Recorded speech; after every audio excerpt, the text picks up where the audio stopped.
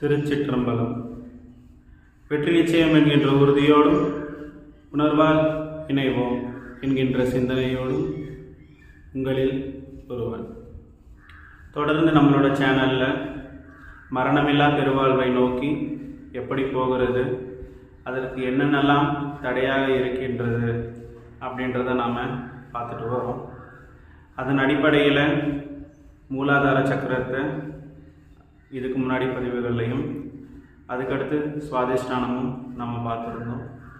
இன்றைக்கி நாம் பார்க்க போகிறது மணிப்பூரக சக்கரம். மணிப்பூரக சக்கரத்திற்குண்டான இறைவன் திருமால், லக்ஷ்மி, இவங்க 2 பேரும் தான் மணிப்பூரக சக்கரத்திற்குண்டான கடவுள்கள்.